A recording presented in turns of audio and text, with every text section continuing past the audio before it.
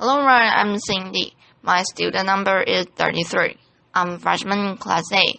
I'm going to read Elora Hardy, Magical Houses Made of Bamboo.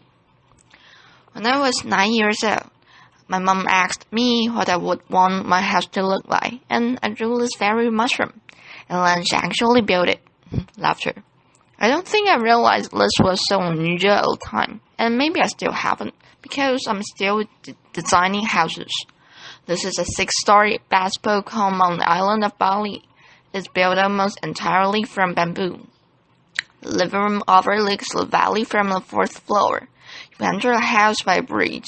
You can get hot in the tropics, so we make big curving roofs to catch the breezes. But some rooms have tall windows to keep the air conditioning in and the bugs out. This room we left open. We made an air-conditioned tented bed, and one client wanted a TV room in the corner of her living room. Boxing off an area with tall walls just didn't feel right. So instead, we made this giant woven pot. Now we do have all the necessary luxuries, like bathrooms. This one is a basket in the corner of the living room, and I've got to tell you, some people actually hesitate to use it. We have not quite figured out our acoustic isolation. Laughter. So there are lots of things that we are still working on. But one thing I have learned is that bamboo will treat you well if you use it right. It's actually a wild grass. It grows on otherwise unproductive land, deep ravines, mountainsides. It lives off of rainwater, spring water, sunlight, and of the 1,450 species of bamboo that grow across the world. We use just 7 of them. That's my dad. He is the one who got me building with bamboo, and he is standing in a clump of dendroclomus, Aspernayer that he planted just 7 years ago.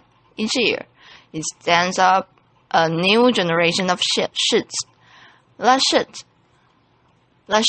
We watched it grow a meter in 3 days just last week. So we're talking about sustainable timber in 3 years. Now we harvest from hundreds of family-owned clumps, beton as we call it. It's really long, up to 80 meters of usable length. Try getting the truck down the mountain. And it's strong. It has the tensile strength of steel, the compressive strength of concrete. Slam for a ton straight down on the pole, and it can take it. Because it's hollow, it's lightweight, light enough to be lifted by just a few men, or apparently one woman. Laughter, applause. And when my father built a green school in Bali, he chose bamboo for all of the buildings on campus because he saw it as a promise. It's a promise to the kids. It's one sustainable material that they will not run out of. And when I first saw these structures under construction about 6 years ago, I just thought, this makes perfect sense. It is growing all around us. It's strong. It's elegant. It's earthquake resistant. Why hasn't this happened sooner? And what can we do with it next? So, along with some of the original builders of Green School, I founded Ibuku. Ibu means mother, and ku means mine. So it represents my Mother Earth. And at Ibuku, we're a team of artisans, architects, and designers. And what we're doing together is creating a new way of building. Over the past 5 years together, we have built over 50 unique structures, most of them in Bali. 9 of them are at Green Village. You've just seen inside some of these homes, and we'll fill them with bespoke furniture. We surround them with baggy gardens. We would love to invite you all to come visit someday. And while you're there, you can also see Green School. We keep building classrooms there each year, as well as on updated fairy mushroom house. We're also working on a little house for export. This is a traditional Sambanese home that we replicated right down to the details and textiles. A restaurant with an open-air kitchen. It looks like a kitchen, right? and the bridge that spans 22 meters across the river. Now, what we're doing is not entirely new. From little huts to elaborate bridges like this one in Java, bamboo has been in use across the tropical regions of the world for literally tens of thousands of years. There are islands and even continents that were first reached by bamboo rafts, but until recently, it was almost impossible to reliably protect bamboo from insects, and so just about everything that was ever built out of a bamboo is gone. Unprotected bamboo withers, untreated bamboo gets eaten to dust, and so that's why most people, especially in Asia, think that you couldn't be poor enough or rural enough to actually want to live in a bamboo house. And so, we thought, what will it take to change their minds, to convince people that bamboo is worth building with, much less worth aspiring to? First, we need safe treatment solutions. Borax is a natural result. It turns bamboo into a viable building material.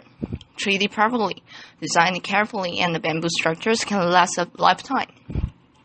Second, build something extraordinary out of it. Inspire people. Fortunately, Balinese culture fosters craftsmanship.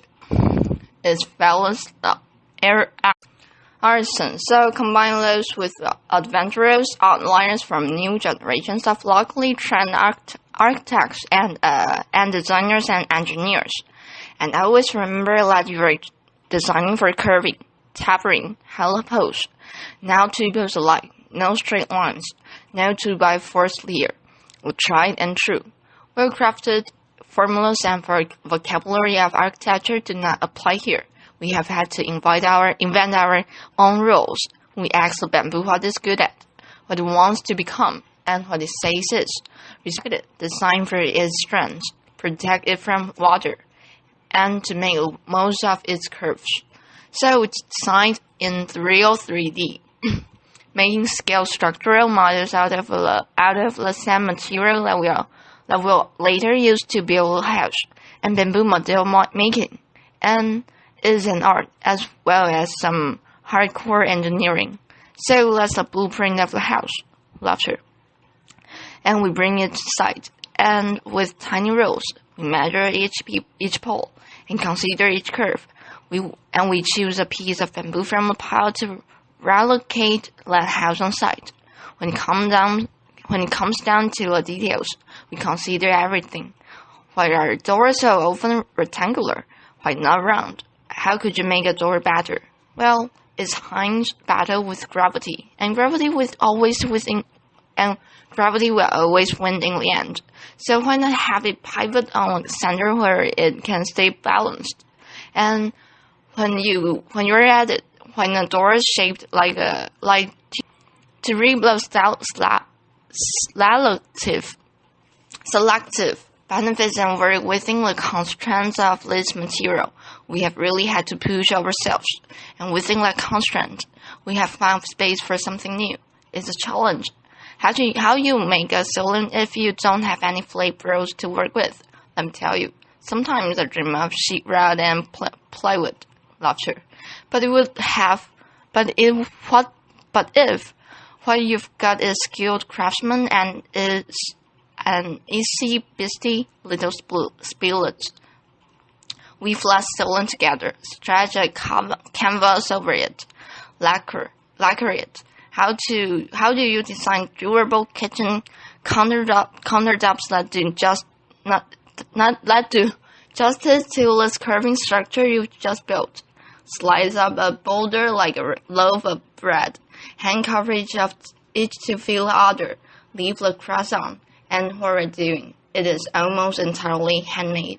The structural connections of our buildings are reinforced by steel joints, but we use a lot of hand-whittled bamboo pins. There are thousands of pins in each floor. This floor is made of glossy and durable bamboo skin. You can feel the texture under bare feet, and the floor that you walk on. Can it affect the way that you walk? Can it change the footprint that you ultimately leave on the world? I remember being 9 years old and feeling wonder and possibility and a little bit of idealism. And we've got a really long way to do. There's a lot left to learn. But one thing I know is that with creativity and commitment, you can create beauty and comfort and safety and even luxury out of a material that will grow back. Thank you. Applause.